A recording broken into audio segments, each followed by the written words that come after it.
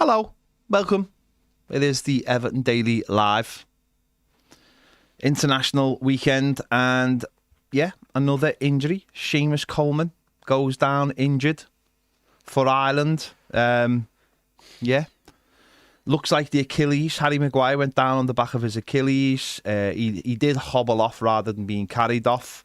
And after the conversation we had last week on Friday, you know, it's played out very much like we sort of spoke about, where that right back position really does need to be sorted out. Yeah, I think we jinxed him, really, didn't we? With we had the big talk on Friday about the situation at right back and how a couple of them, including Seamus Coleman, are rather injury prone at this stage in their careers. And Lord behold, literally the next day he goes out, and we don't know how bad it is, but he has been sent home, and it's just another problem we didn't really need, isn't it? Yeah, it's obviously, with the situation that we spoke about with Patterson, we don't know. A decision needs to be made on this now, because you need a steady right back. You need someone who can play in every position. You know, people talk about left back as well because Michalenko's the only one we've got, and I was keeping an eye on their game, just to make sure he came through it, basically. And this is a problem that, you know, a lot of people keep saying to me. This is a problem that this hasn't just arrived. This hasn't just happened. We've known about this for a while. And it needs to be sorted out. Just on Seamus. And again, I'm not being like, I don't want to be like, this has to happen, but do you think Seamus has to... I know probably I've had this conversation maybe twice, maybe in the last 4 or 5 years as well, by the way. But do you think maybe Seamus needs to look at what his priorities are now and say, it is actually time I step down from being an Irish international? Don't get me wrong, right? I know he loves playing for Ireland, and I know he'd run through brick walls for Ireland like the same he would for Everton. So it must be a very, very difficult situation for him. But do you think he's 36 next month? Do you think he has to look at the situation and go, Ireland as a team, okay, they've just got a new manager, so I appreciate that. But do you think maybe he has to look at it and go, I need to stop playing international football? You know, players have done it much earlier. And I think there was a time when I've got very angry about him playing international football. But when you understand the man and listen to him and stuff, and you understand his passions and how important it is to him and his family. But surely, if he wants to keep playing in the Premier League, he's going to have to give it up. Yeah, and I don't want to say it in terms of priorities and that, because I don't know what his priorities are, and he is a very proud Irishman, and you know, he was Irish before he was an Evertonian, wasn't he? That might be so, yeah. That might be for him the biggest thing left in his career, still playing for his country. We don't know that, and that's fine if it is, but I think it has to be a case of my body isn't capable of doing both of these anymore, and the natural course in football is to retire from playing for your country before you stop playing for your club, isn't it? Because, you know, we had this conversation on Round the Tower the other week where we spoke about players who aren't at a club potentially, still playing internationals, and whether you agree with it or not, it is difficult to get that fitness if you're not playing club football every week, or you're not training with a club football squad at the very least. So it is the done thing where you stop playing for your country before you stop playing for your club, if you're going to stop one of them. Some players carry on, like Tony Kroos, we've seen that, but that was going right off the back of his playing career, right into the Euros, weren't it? It's not that he'd been sat on the sidelines. But he did retire, though. He came back. He did retire. He came back because the German coach asked him to come back for the tournament, essentially. So that's slightly different. Yeah, he did retire. That's what I'm saying. It's different, though, isn't it? It's...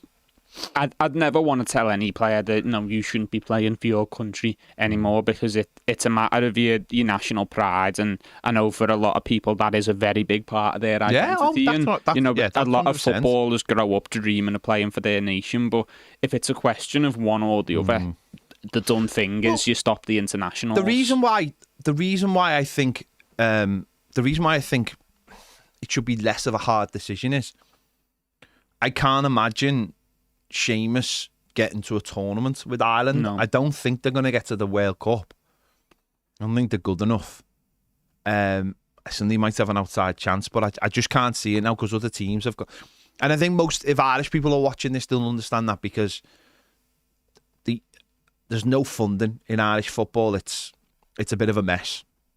And they'll know more than I do about that, but it is a bit of a mess, and that the money that is given to Irish football, considering it is the biggest sport in the country, is a joke, really. I don't know whether it's based on the fact of the way amateur sports are done over there, and they don't sort of, I don't know.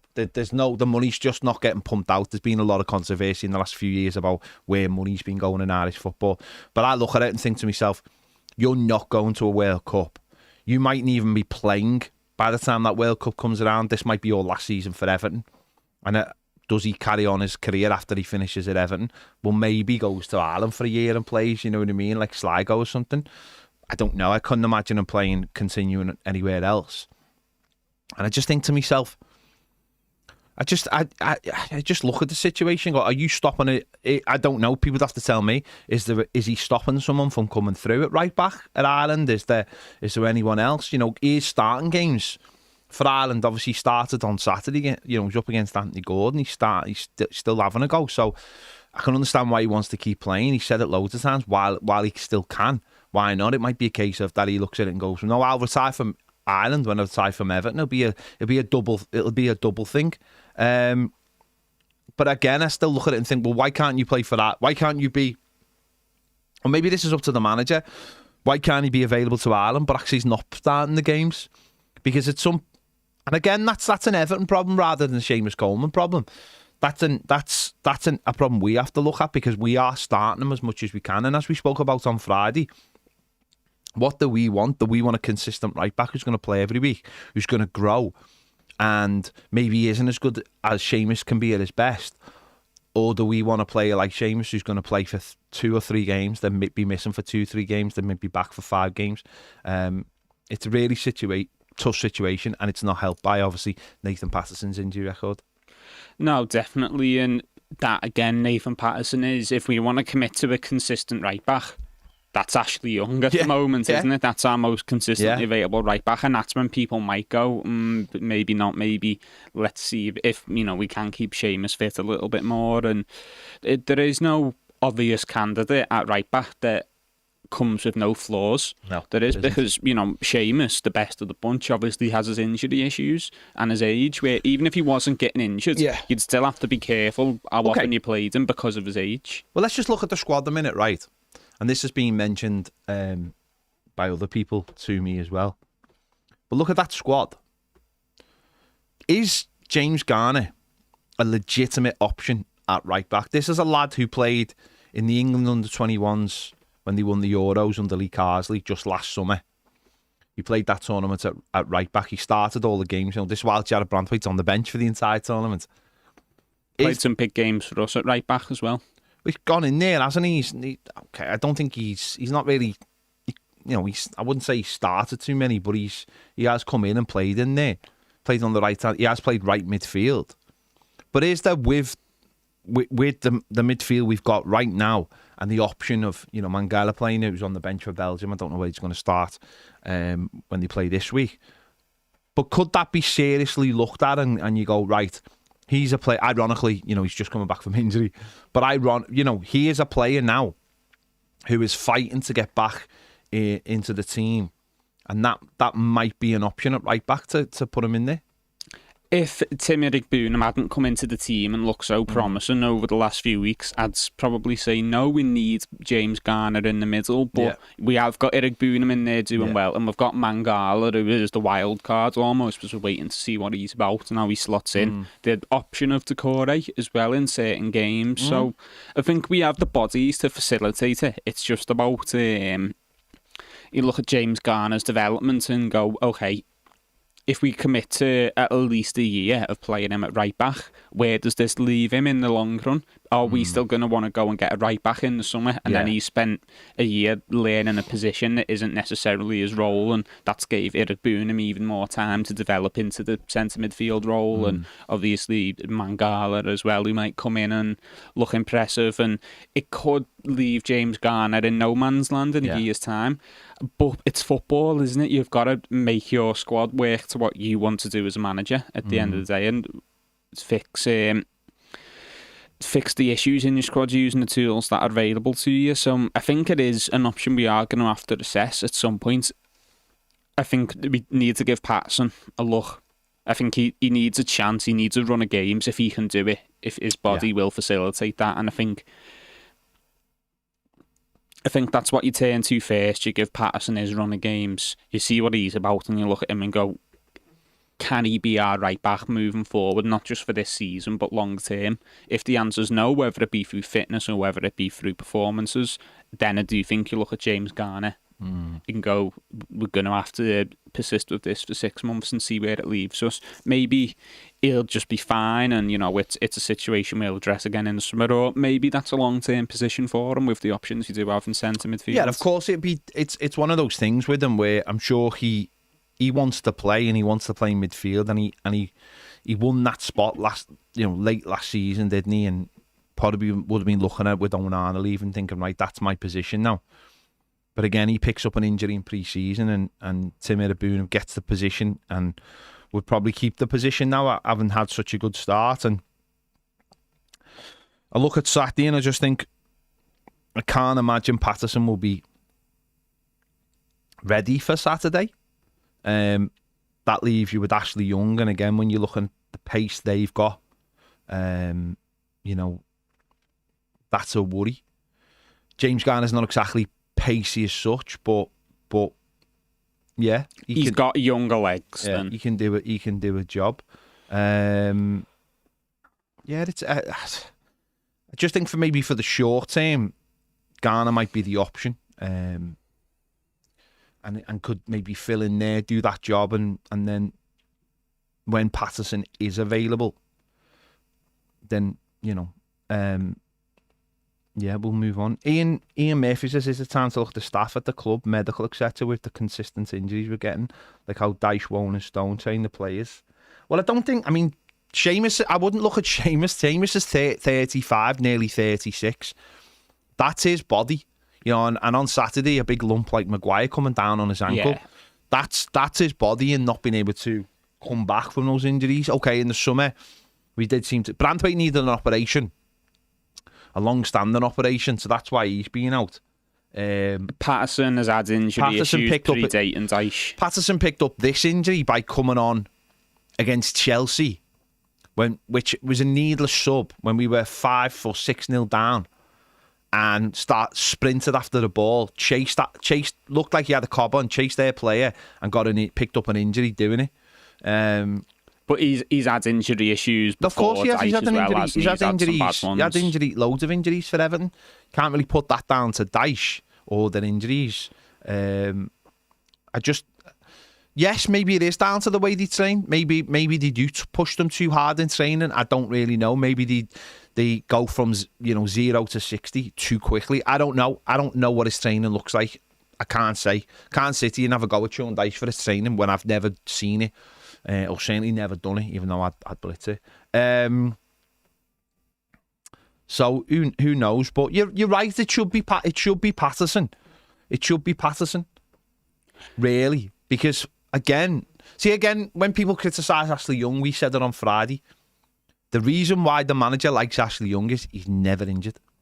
He gets suspended, but he's very, very rarely injured, and that's why. For a year contract at a time, that's why the manager likes him. There's a consistency. And for when other players are out, the manager will go, oh, there's Ashley Young, he can play. And then the fans will go, yeah, but remember when he got completely had off by Matoma and got sent off? That's the flip side of it, isn't it? Is that the game's getting away from him, clearly.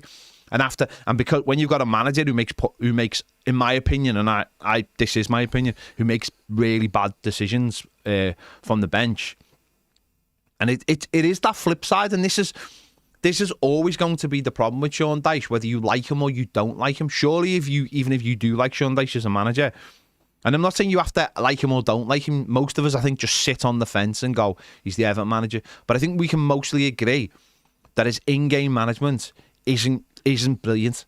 It isn't brilliant. He flogs players to the very ends of games.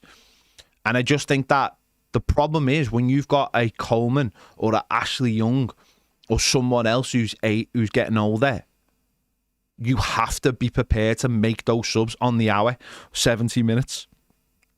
And if he doesn't start doing that, then Seamus will pick up injuries after that. You know, Seamus played 8 minutes in the game against Bournemouth. That's his first appearance in the Premier League this season.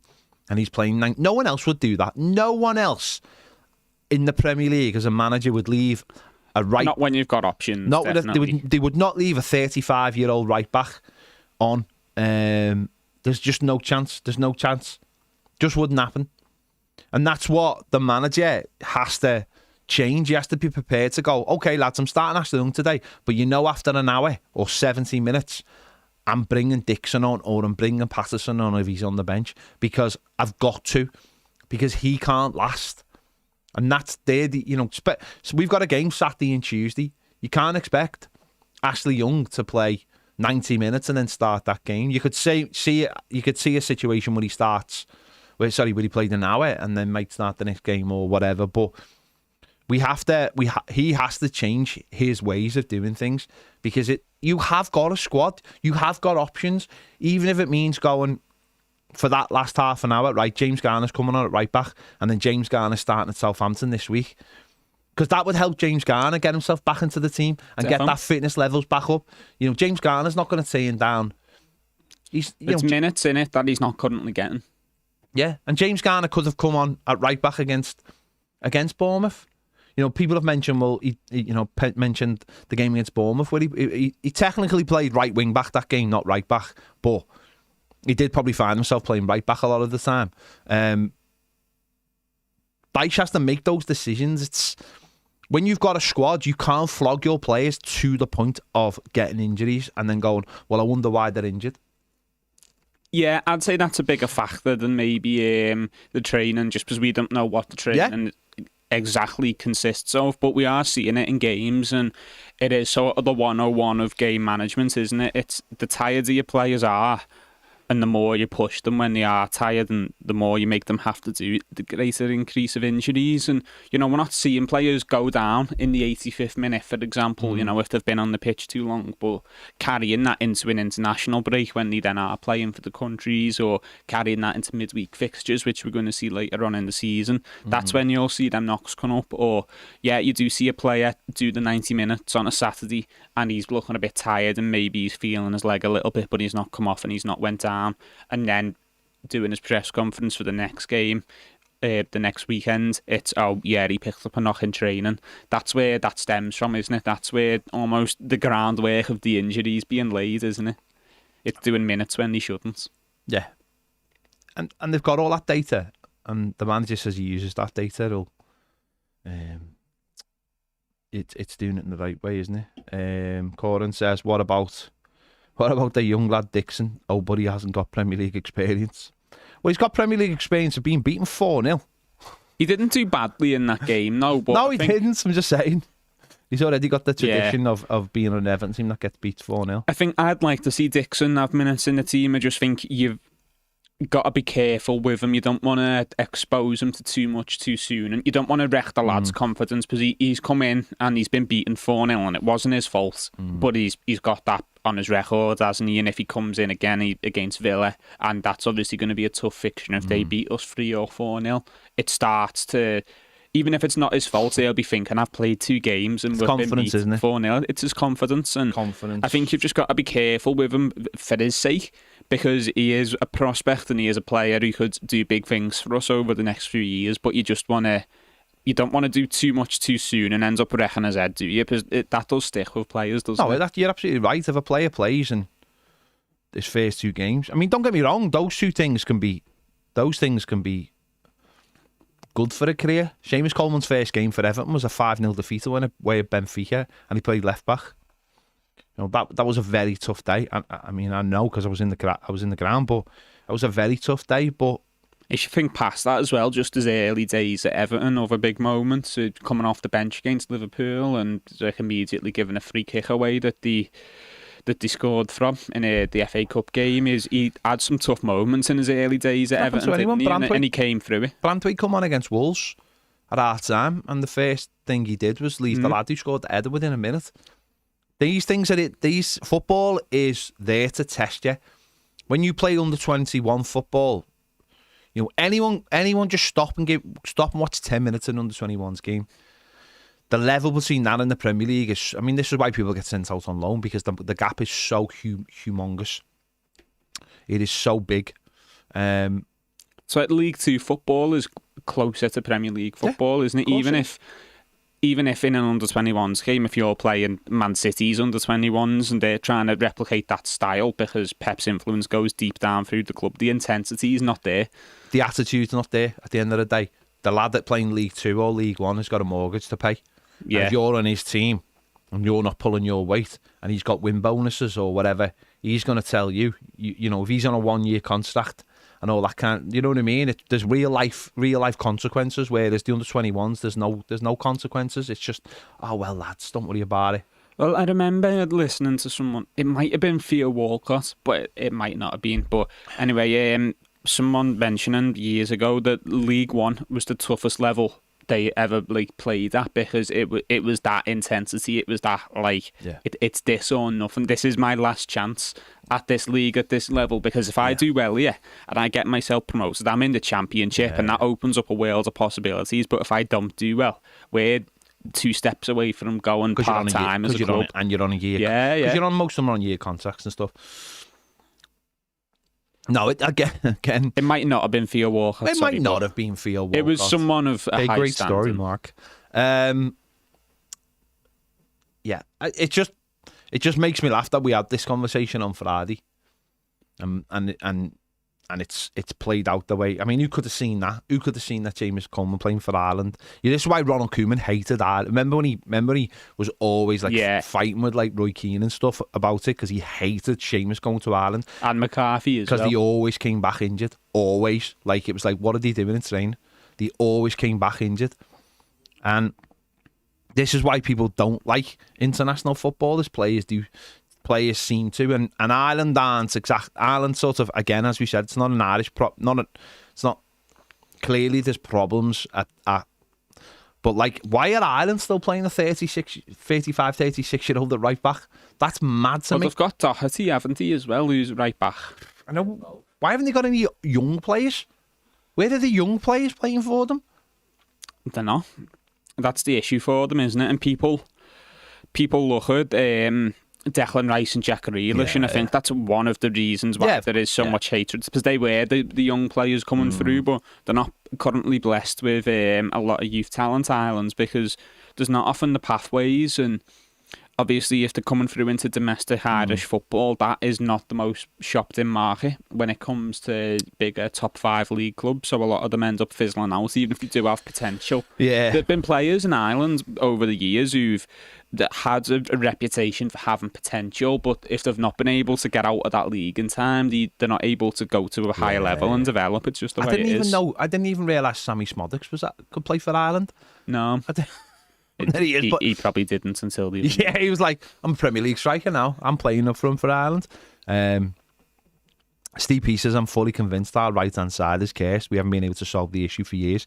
It's bizarre. Coleman should have been replaced years ago. Remember, we were actively looking to replace him. The summer we signed Sidibe, that was 5 years ago, and yet he's still our first choice now. Propaganda. Let's just say one thing, right? Because there is a bit of this. Nathan Patterson was brought... You know what I mean? Nathan Patterson was brought in. There's a bit of he was brought in. A lot of us were quite excited when he got brought. I know I was excited. Young talent, hadn't played many games for Rangers, playing for Scotland. Lot to talk about this player. Yes, we overpaid because Ken might have got had off. But But he was supposed to be our starting right back. He came in. He come in under one manager and never played for him. And then that manager was sacked within days. You know, him and remember him and Michalenko came in within the same week. Yeah. Michalenko started right away because we didn't have another left back. Michalenko has took time and is now a competent Premier League left back because he's been bedded in and he's been allowed to play. The problem is that straight away, Frank Lampard came in fighting for his life, probably looked at the situation and thought to himself, I can't have two. I can't have two both fighting for their lives, both trying to get bed into the Premier League in this same team. I need someone I can trust. And a lot of that has been the situation, is I need someone I can trust. The irony is, the day before Patterson was due to make his debut at West Ham, or the Friday, I think it was a Sunday game, wasn't it? Patterson gets an injury and Patterson's out. But also, Lampard done him over with taking him off at half time in the FA Cup. That was a disgrace. That was a disgrace. That was one of the worst pieces of man management I've ever seen in my life. Boreham Wood, and you're taking him off at half time. Do me a favour. Says everything about Lampard as a manager, that to me. It started a bit of dialect that followed Patterson around for a while as well, didn't it? Also because it was you shouldn't play him now. 45 minutes into Boreham Wood and he was hooked off. Also, that's it. It creates those things where the next day everyone's like, is he that bad? What have we bought? That was one of the worst pieces of man management I've ever seen. And the conversation for me wasn't Patterson. The conversation was, what kind of manager is this fella? And I think it got proved in him what kind of manager he was. So you had that. Comes back the next season and he started brilliantly. Let's not forget the following season he started brilliantly. Just intensity, winning his battles in that Merseyside derby. Remember when he took the ball off Darwin Núñez's toe just as he was about to strike? Yeah. And then he was brilliant, and then he picks up an injury. And he's never come back the same player as what he was for those starting 6 or 7 games in that season. He was brilliant. But has he had a run of games as long as that since then? But he's just never had. When he's come back, he just looks like a player who's consistently doubting himself. Like you can see, you look at the change in Michalenko. The change in Michalenko is Michalenko now believes that he is a Premier League player and he's worthy to take on anyone who comes at him, whether he has a good game or bad game. He just looks more. When Michalenko came in, he looked like a little scared. He looked lost. He looked scared. Dwight McNeil looked the same when he started at Everton. He just looked like, I shouldn't be here. This is too big for me. And then Sean Dyche obviously give McNeil the confidence, like, no, you do belong here. Don't worry, you're a good player.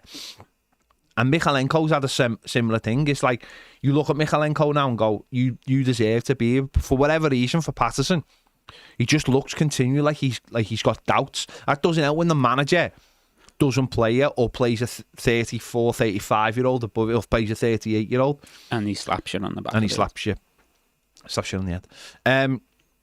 So...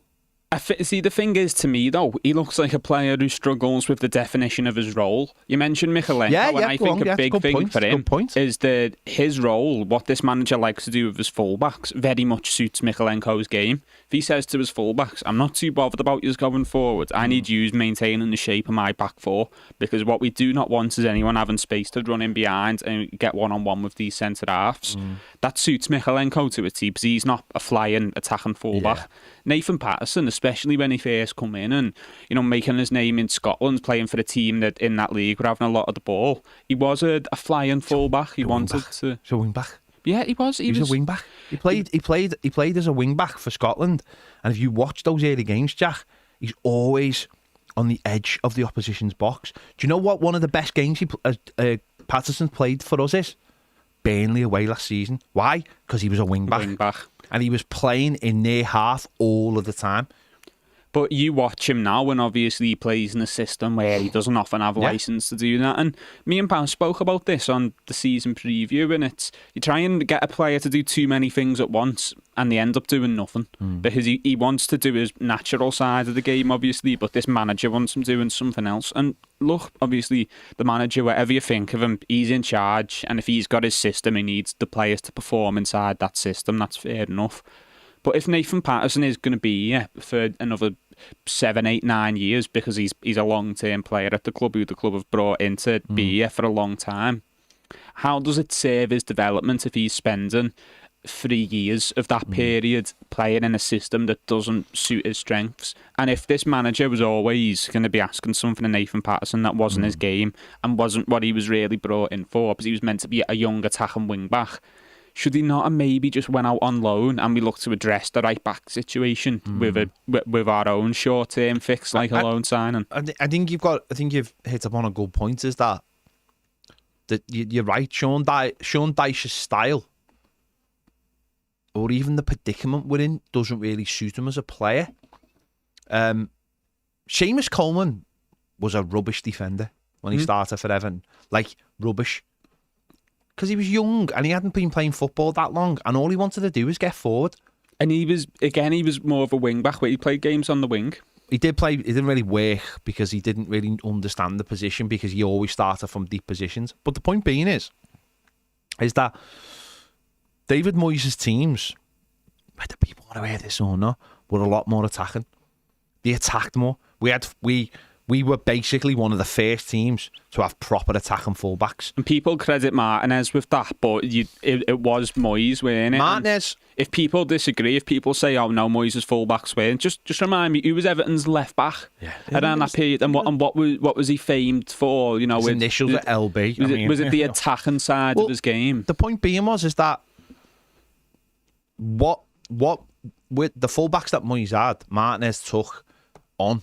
And it became like even better. He helped evolve it. He did. No, but I'm saying, but the fact we spoke about this the other day when we were talking about Moyes' subs and about like how we'd put defensive players in midfield to push out to mean everybody else could go forward.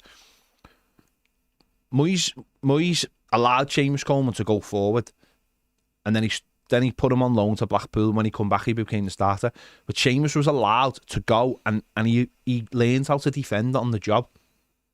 But you're absolutely right. Patterson's best is a wing back, so therefore he wants to get forward, and he gets caught. The problem is because he's not allowed to go forward, he's always defending, and if that's not the best part of his job, then he's gonna look dodgy.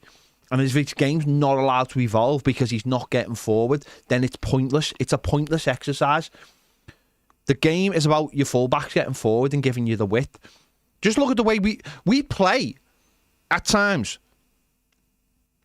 Like a team that is a modern football team with one thing missing. The fullbacks don't go forward. Our wide men come inside and tuck in. McNeil roams at times rolls from the left and ends up on the right. And that's all fine. If you've got a fullback covering your space. The support. This is, it's crazy. It is absolutely crazy. I was listening on the way. I was listening to the Gary Lineker's podcast. And they were talking about the England. I only watched bits of the England game, and we'll talk about it more on MTAG. But he said what the difference between England game he saw on Saturday, which is a one game, to what he saw beforehand was a manager who was looking for who's getting the positives, whereas the manager before was a manager who looked at everything was built on the negatives. So if you couldn't do something, it was like, well, we need to nail down the things we don't do. Whereas Carsley looked straight away like, no, let's look at the positives. We can do this, so let's do that more. Let's not go, well, that's a weakness, so we need to defend deeper. And that's the thing. It's like another manager. I'm not saying, again, I'm not advocating for another manager. Another manager could come in and one little adjustment could be to this team is going, right, fullback's going to start playing higher, and start going to go at these. Everything else might be the same, and you might see an Everton team. I mean, defensively, could it get any worse at the moment? But suddenly you see an Everton team pushing the opposition back. And Dyche could do this himself if he wanted to. We're playing games where we're not letting the opposition get out of the half. I think we saw a bit of that. I think we saw a little bit of that on Saturday anyway, where suddenly We're near that, so our fullbacks are pushed high naturally because they're not going to sit deep, are they? And suddenly you've got an extra couple of players to give the ball to, and you're pinning them back because they've got nowhere to go. And that would help Patterson immensely if we did play like that. Yeah, and I do sympathise with the manager slightly, because whenever you've been doing a job for a while and it's not been going great, it is easy to focus on the more negative sides of things and to focus on the issues and to think, how do I prevent this issue, rather than, oh, let's look at the positive sides of things. But you're right, it is that if, and again, not advocating for the manager to be sacked, but if someone new who hasn't been living through all the trouble of the last couple of years comes in and looks at the squad, it is almost that fresh perspective, isn't it? And it's the idea of, right, what do we have in this squad that we weren't getting the most of? What sort of talent do we have in here? What skills do we have in this squad? Oh, well, we've got a right back who likes to get forward and puts a decent ball in the box. And that was like, great, let's work him into the system and let's build a system that incorporates that. And that is that fresh start, isn't it? But that's why I think he probably should have went out on loan. I know obviously he would have missed the early stages and that, but he's a talented right back and they're always in demand. And I think if you just go with the idea of, yeah, you know, he could be useful at Everton, but the current setup isn't going to get the most out of him. He's a long-term player, but under this manager, there's not that much he can give us because he's not his first choice anyway. Let's take his development and let's prioritise that, and let's move to cover ourselves and bring our own lone player in at right back. Problem is, it's always short-term thinking, isn't it? So you never. But that's long-term thinking. No, I'm saying it's always but I'm saying they prioritise short-term thinking because they're like, I mightn't be here to get the benefits out of him. Sean Dyche has got less than a year left on a contract at Everton. He doesn't know whether he's going to be here in a year's time. If a new owner comes in, the first thing they might do is go, see you later, mate. We're gonna. He's thinking about now. He's thinking about keeping doing the job. The job is to keep Everton in the league, you know. And then it's like, well, yeah. But the good thing about having Nathan Patterson is, once I'll play Seamus, he'll get injured. I can play him rather than going, I'll just play Patterson from the start and see what happens. And then maybe Seamus can come off the bench or whatever, because that would actually be that would be cleverer, wouldn't it? Because it would make more sense to have Patterson playing for 70 minutes. And then, like, yeah. The old assured, you know, back like, almost the like, you know, in baseball, on. Being the old, like, they have the finishing pitcher, so he just finishes off the game because the other fella's arm's tired. He's the that's a specialist, you know. Yeah, we'll see what happens. Let's have a look at some of your comments. Josh has just read Lord Coe's comments about building a once-in-a-generation world-class stadium for United in the north of England. What a wheat chopped liver. Number one, I wouldn't worry. Lord Coe is probably saying things so we can try and wangle some public money for that.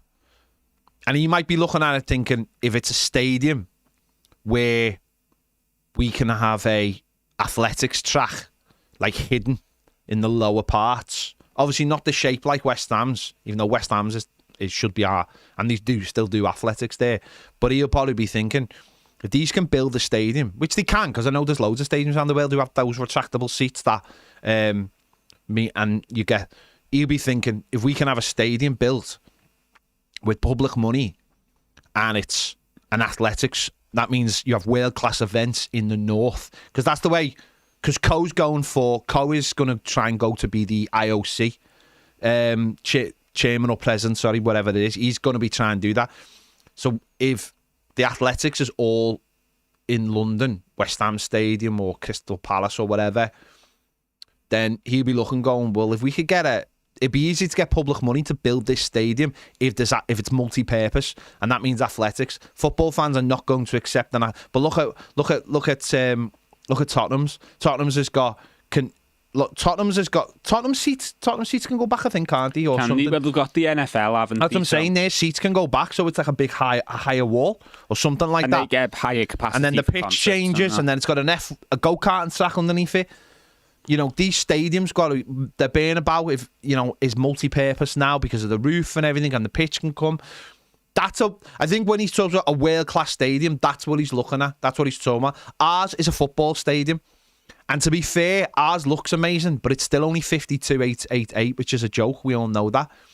I have seen I've seen a little bit of disrespect for our stadium over the weekend. Have you seen this? Yeah. opposition fans are starting But to. I've seen a lot of Everton I know. fans disappointed. I've seen loads of Everton fans going, like, why? Like, each to their own. But we aren't even in it yet. How do we know? People are like, it looks like a soulless bowl. How does anyone know what it's like? Because no one's been in it. No one's been in that stadium. We're only going to know what that stadium's like when we get in it and we experience it as a full thing, aren't we? I think a big thing for people will be once, obviously, it's some of the white seating's put in and you get like the EFC and obviously the sponsors or whatever put in and that. But right now it looks a little bit blank, and I think, to be honest, building site. Well, yeah, it is. Yeah, but it's a building site. At the moment, if you look at it and if you look at a picture from taken inside of it and obviously facing towards the stands, but speaking about the stands specifically, they look small, but it's almost because it is almost a sea of blue and it's hard to differentiate that in your head. But once you see the 10,000 people sat in there, you can look at it. That stand, by the way, that stand, and I've had disagreements with people over this. You should know better. You know you are in Skem. That stand, North Stand, is bigger than the Gladys Street, right? And the reason why looks like that, because I've seen people go, "Oh, why does it look like?" The reason it looks like that is, don't be fooled by the outside. It's right up to the wall at the moment. Everton the contractors are building, and they are using some of the land from United Utilities next door. But that is going to come forward, and that stand is right up to the wall. Like, literally, the overhang is on the wall. There's nowhere else to go. There is no more space. So it can't go any further back. Otherwise, it'd be on someone else's land. They've used, so people can complain, oh, maybe we shouldn't have had it there then, or maybe we should have filled in the other dock. Maybe we should have filled in 2 docks and had it spread in the middle, spread over both, and had it 60,000. Maybe we should have done that, but that would have meant maybe another 100 million, maybe another 200 million. And look how much of a struggle it's been to get it built. That stand, when it has people in it, is going to look completely different than it does now. Yeah, but at the moment it's hard to tell, isn't it? But I think because you are literally looking at a sea of blue amongst the building site. Yeah. But once there's an individual person every seat, you're going to look at it and you go, wow, this is actually huge. But there's been a lot of disrespect to our ground, and I just find it mad when it is still a building site. It hasn't got a pitch. It hasn't got fans in it. I've seen people calling it, saying it looks like a supermarket. No, it doesn't. What it looks like is a warehouse to keep it within the feel of everywhere. Like, once it gets it'll get weathered. And once it gets weathered a little bit, it's like people have gone, what are those black lines? Why aren't they blue? Well, turn that way from this ground and look at the tobacco warehouse and look at the windows. And when you look from a distance, it looks like a black line. It's got character. And that's the point, isn't it? That's the point. It's within the architecture of the local area, isn't it? And that's, I think people go, oh, soulless, whatever. I think actually, in terms of the seat setup, you're limited in terms of what you can do because it's 4 stands facing a pitch. But the outside, which is where you can be unique, who's been to it looks far different than any other modern stadium. Anyone who's been to a stadium in Germany, right, or anywhere, that's what they look like in Germany on the inside. Now, the outside is up for interpretation. That's whether you like it, when you don't like it. Also, I think the size of it is misleading in terms of, like, when you watch it on a drone video. Like, people don't see it, don't realise how big it is. They just don't realise how big it is. And I think, again, it's because it's getting built.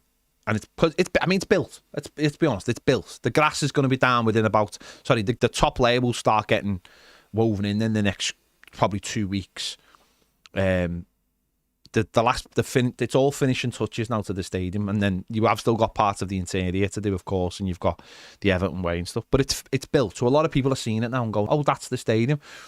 But because we don't get into it for another 11 months. People are going to look at it and pour over it and all these things.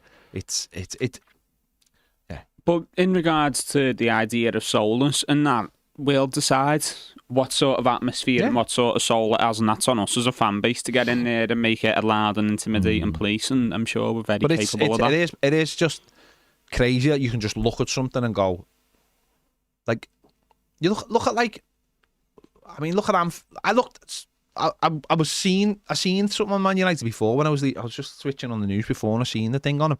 And you know, when you look at their ground, it's horrible. It's a horrible, monstrous misshapen thing of like all these white, horrible metal bars on foot. It's horrible. And then one of the stands hasn't been developed because it's next to the red. It's a horror. You can understand why they want to rip it down. Like 20 years ago, you looked at that and went, oh yeah, but no, when you see grounds now and there's not an exterior like pipe in sight. And when you look at like when you look at what Barcelona's going to be and what you look at the Bernabeu is, and you look at them and they're all neat and tidy. And even I was watching a drone video of ours last night and I was like, look how neat it is at the top. You know, you don't see any like floodlights or anything. They're all in the roof. It's so tidy. And again, like you just said there, you won't know what the soul of it is till we feel it. That's on us. Yeah, exactly. So if other fans of other clubs want to take the piss out of it, sound. But I think as Evertonians, we should be like, let's like hold fire. You know, it's what's mad is the plans for it have been there for like 5 years. We all knew what it was going to look like. I don't understand why this is a shot. I know there's individual parts, and again, people from Skelman complaining that they're not happy with the disabled seats being at the bottom of the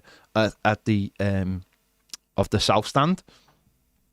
But at the end of the day, those people have a right to be in the south stand as well. You know, people who are in wheelchairs, whatever, have a right to be in the south stand as well. And if they were halfway up and they were taking up a big section, you'd probably be. And those people who do have issues getting into the ground for whatever reason, they would rather be halfway up. It is what it is. It is what it is. The only issue really is, and this should be the real issue, is that it's too small.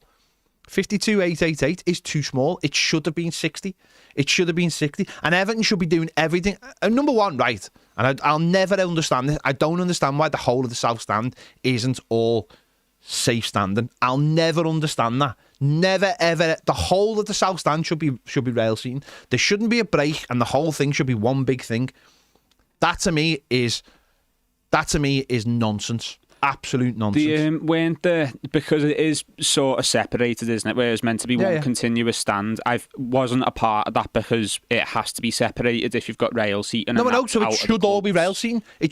Everton should be brave enough, or if they're not brave enough, what Everton should be doing right now as a club is pushing the legislation to make safe standing. To get that thing higher, so it's 1-for-1 at the moment, so you can't increase. Everton should be pushing it to get more, to go to 1.5. Because Everton said when this was built, it could go to 60. But they're not doing anything about that, are they? I know we've got enough problems, but Everton as a football club should be pushing that right now and going and make this stadium the face of that.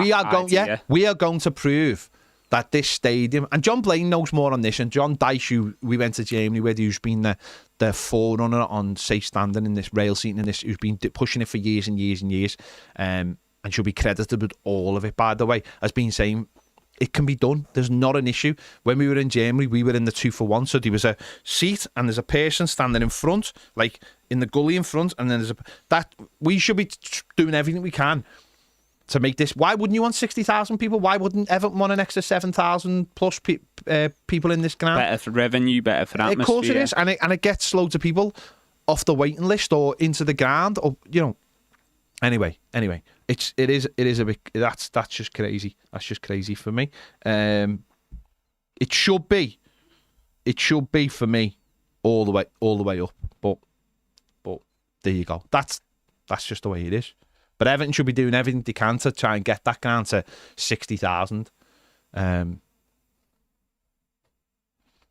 there you go. That's just my opinion. That's my opinion. Other opinions are available, of course, and Everton have made this decision, and I'm not gonna moan about it. I'm only moaning about it because I want us to have a 60,000 seater, because I know there's a lot of people out there who want to go to the game, who don't have season tickets, who want to come from and may find it. Just want a season ticket for a start, want that security of having a season ticket. But there you go. Right, let's just finish off with some more comments. Yeah.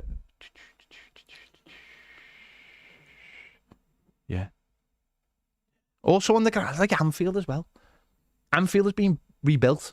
It's got 4 new stands, so they've literally rebuilt Anfield, and the brick is the same brick we use, and it's weird. Do you know what I mean? It's what suits the agenda for some people, isn't it? But it should be should be 60,000. It should be, but that can only be done, as I said, with a bigger footprint or having safe standing.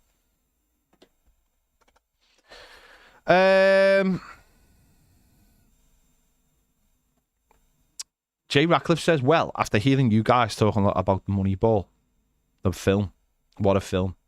I saw a lot of similarities with Everton, putting out a competitive side without spending money. Do you think the way to go with player recruitment, based scouting, would like to see Thelwell go down to Dyche and say, no more McNeil, I bought you a player from the National League who's most probable provide 15 assists and 10 goals?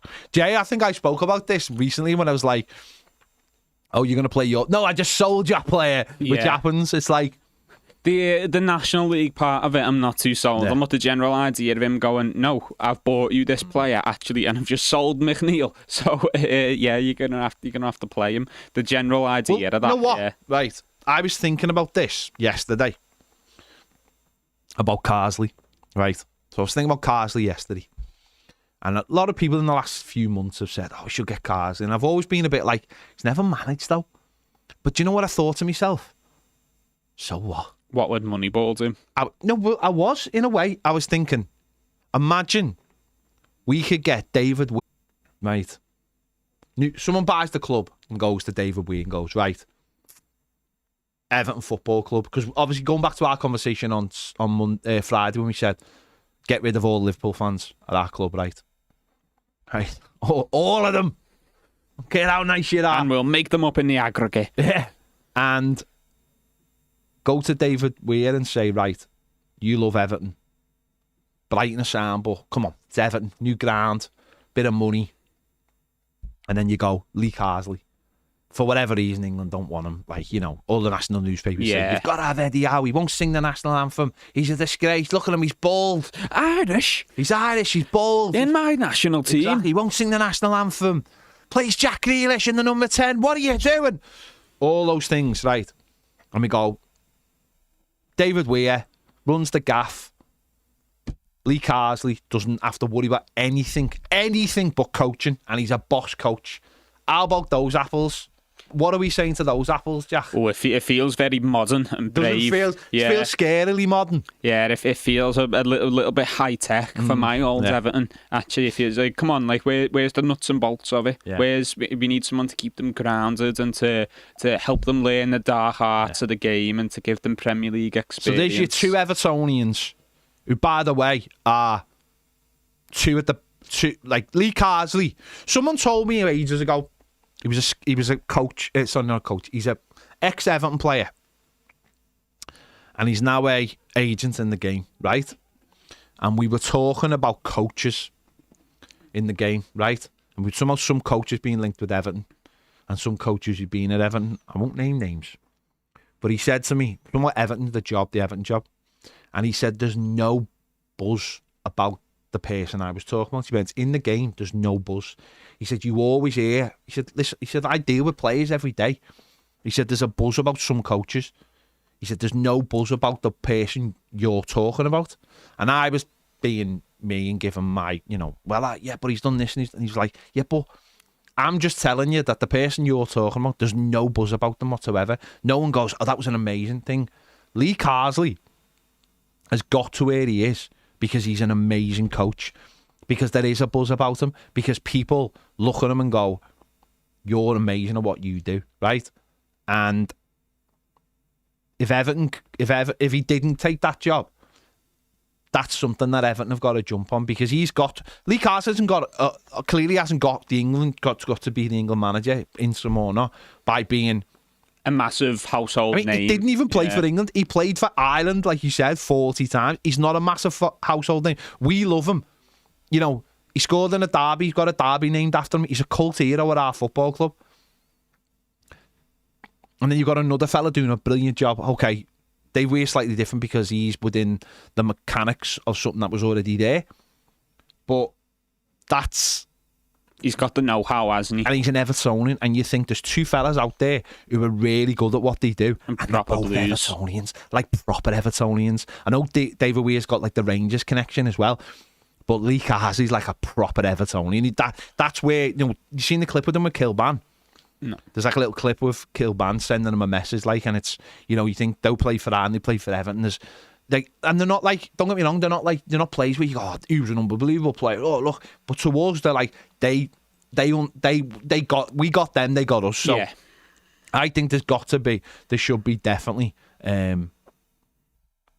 that's something where we should be looking at. And that's not even like, that's not me, oh, they're Everton. That's like, yeah, but they're really good at the jobs. And they're Evertonians. Yeah. And let's not forget, no one has ever won a trophy who hasn't played for Everton Football Club. That's really important. That's really important to remember. And then bring in Kale as well with all his business contacts, and we'll get the bands back together. But it's like the reunion. Kale can just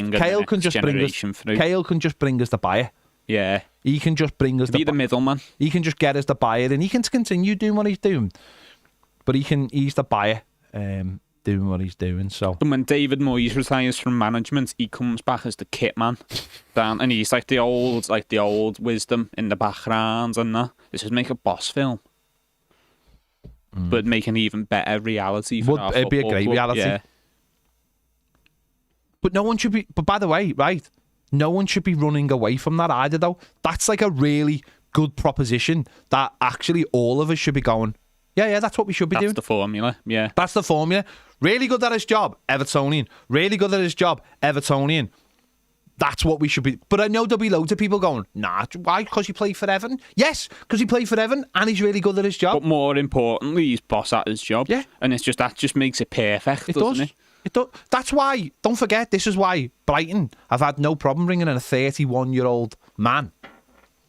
Don't forget, like 31, slightly older than Ned.